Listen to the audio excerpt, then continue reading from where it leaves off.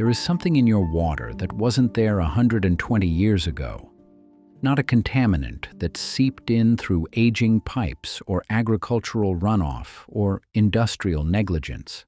Something that was put there, deliberately, by your government, added to the public water supply with the stated intention of improving your health, maintained for over a century despite controversy that has never been resolved, and consumed by you every single day of your life without your meaningful consent. I'm talking about chlorine. And before you stop reading because you think you know this story, because you think this is about fluoride, because you think the water treatment debate is a settled question with cranks on one side and science on the other, I need you to understand that the story I found isn't the story you've been told. The story you've been told is about public health triumphing over waterborne disease. The story I found is about how the most fundamental substance in human biology, the water you drink every day, was transformed from a living system into a chemical delivery mechanism within a single generation. And the transformation happened not because it was the only option, not because it was the best option, because it was the cheapest option. And the cheapest option became the permanent option because the industries it created became too powerful to allow alternatives. Start with what happened in 1908. Because 1908 is the year that changed how every human being in the industrialized world drinks water. Jersey City, New Jersey. The Boonton Reservoir, a water supply serving a growing urban population, a typhoid problem. People were getting sick, people were dying. The waterborne disease crisis of the late 1800s and early 1900s was real. Cholera, typhoid, dysentery. Contaminated water was killing people in American and European cities at rates that demanded a response. And a response was needed. I want to be clear about that. The waterborne disease crisis was genuine. The death toll was staggering. Something had to be done. The question that nobody asks, the question that was decided in 1908 and never revisited, is whether what was done was the right thing or merely the cheapest thing. John Leal, a physician in Jersey City. In 1908, without public announcement, without municipal approval, without the knowledge or consent of the population that would consume the result, Leal added chlorine to the Jersey City water supply. He did it secretly. He did it because he believed it would work. And it did work. Typhoid rates dropped. The waterborne pathogens were killed. The immediate crisis was resolved. And the method, chlorination, was adopted across the country and eventually across the world with a speed that reflected not the careful evaluation of alternatives, but the urgency of the crisis and the cheapness of the solution. This raises a simple but critical question. What were the alternatives? The silence was deafening when I started looking. Because alternatives existed. They existed in 1908. They existed before 1908. And they were known to the engineers and public health officials who chose chlorination instead, slow sand filtration.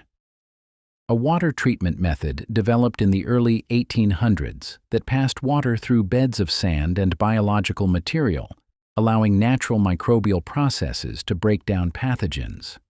London had used slow sand filtration since the 1820s. The method worked. It didn't require chemicals.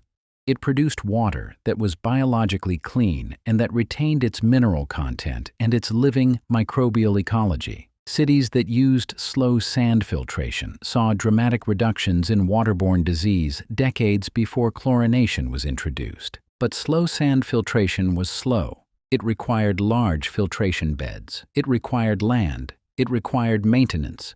It required time for the biological layer to establish itself.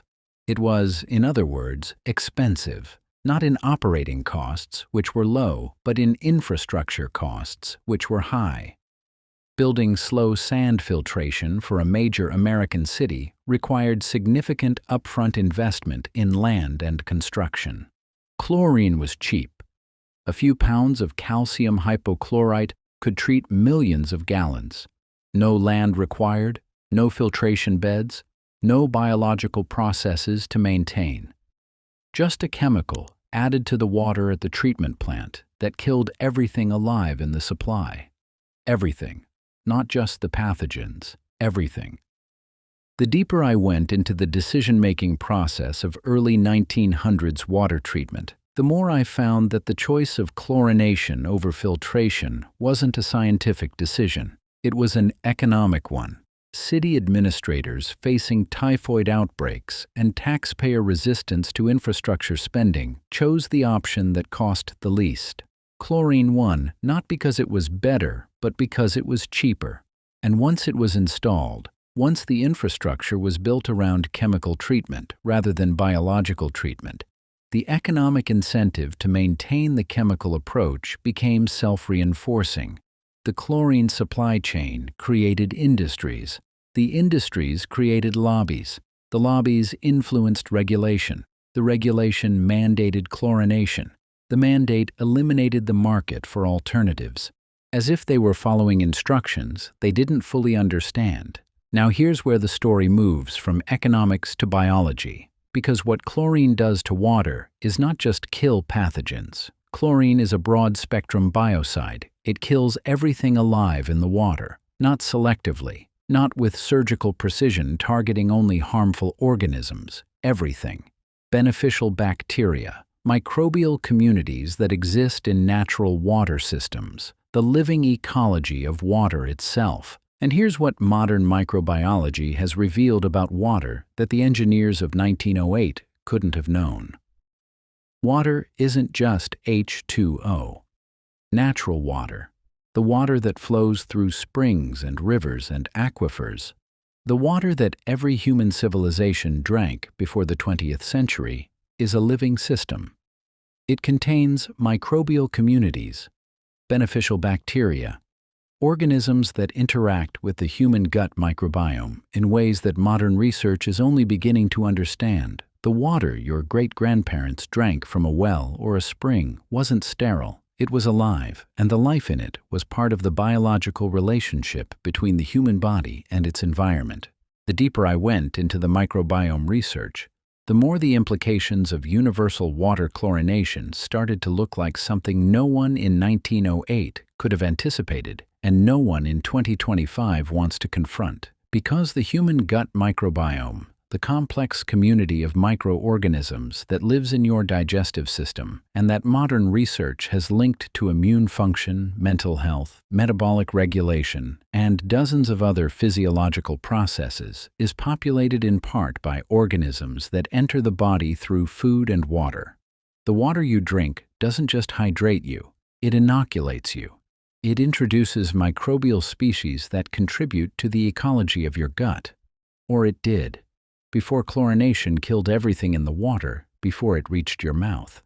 The pattern repeats with unsettling precision across every investigation I've pursued.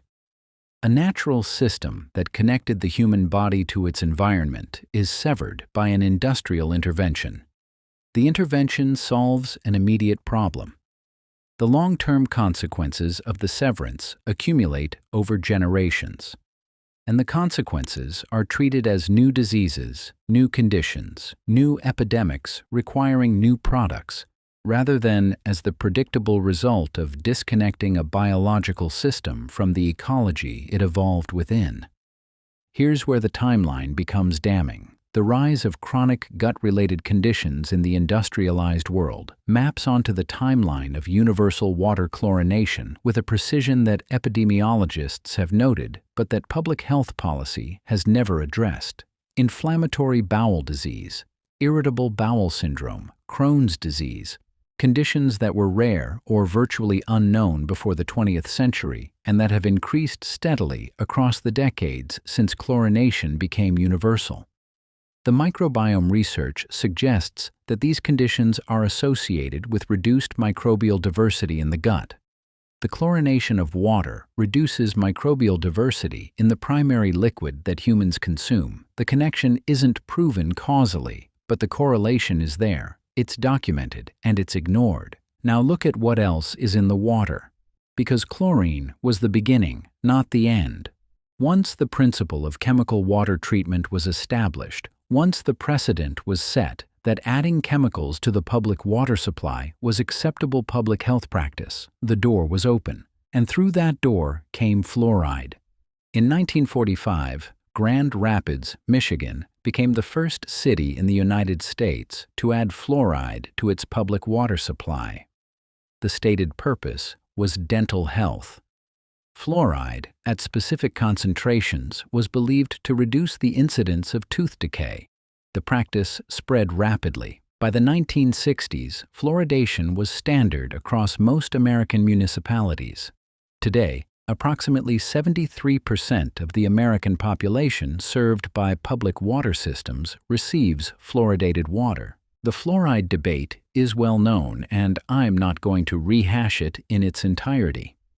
What I am going to point out is the principle that fluoridation established, the principle that the public water supply can be used as a delivery mechanism for substances intended to produce a pharmacological effect in the population that consumes it, not a purification chemical, not a treatment agent.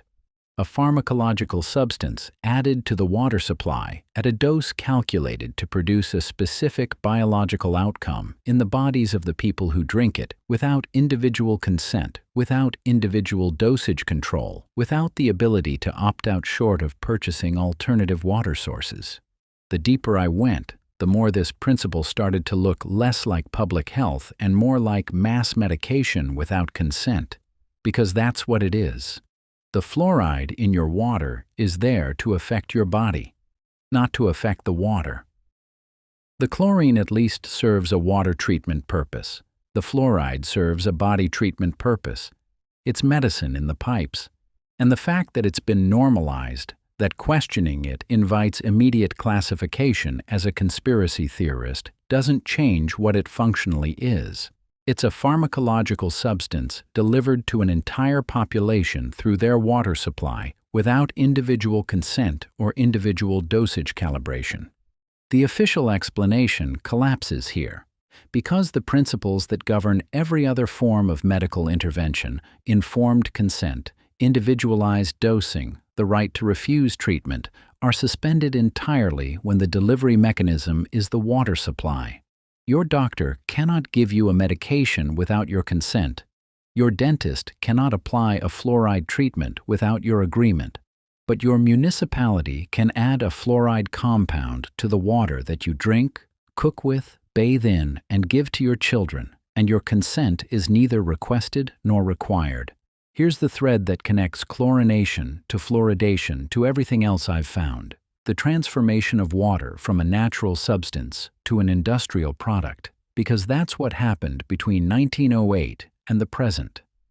Water, which for the entire history of the human species was a natural substance obtained from natural sources and consumed in its natural state, was transformed into a manufactured product, treated, processed, chemically altered, delivered through industrial infrastructure, containing compounds added by institutional decision-makers for purposes determined by institutional authorities. The water that comes out of your tap is not the water your body evolved to drink.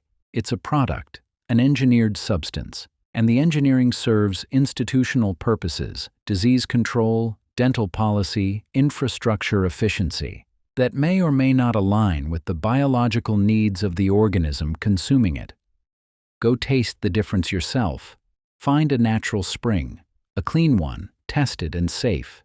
Taste that water. Then taste your tap water. The difference isn't subtle. It isn't placebo. It's chemical. Your tongue can tell the difference because your tongue evolved to evaluate water quality over hundreds of thousands of years, and the water in your tap triggers a different response than the water from a spring because they are, chemically and biologically, different substances, I'm not telling you to stop drinking treated water. Waterborne disease is real. Cholera is real. Typhoid is real. The crisis that drove chlorination was genuine, and the lives saved are uncountable. I'm asking why the cheapest solution became the permanent solution when better alternatives existed in 1908 and better alternatives exist now. I'm asking why a chemical that kills every living organism in water, including organisms that modern research suggests are beneficial to human health, is added to every public water supply in the industrialized world without ongoing evaluation of its long-term biological consequences. I'm asking why a pharmacological substance is delivered through the water supply to an entire population without consent, and why questioning this practice is treated as irrational rather than as the most basic assertion of medical autonomy. I'm asking what water was before 1908, not just H2O, what it was as a biological substance, what it carried, what communities of microorganisms it delivered to the human gut, what role it played in the microbial ecology that modern science is only now beginning to understand. What was in the water that every generation before yours drank, that your body evolved to expect, and that a chemical added in 1908 has been killing ever since? I'm asking what your body would do with water that was alive instead of water that has been sterilized. Handed a glass of treated water and told it was clean. What else have we been handed and never thought to question?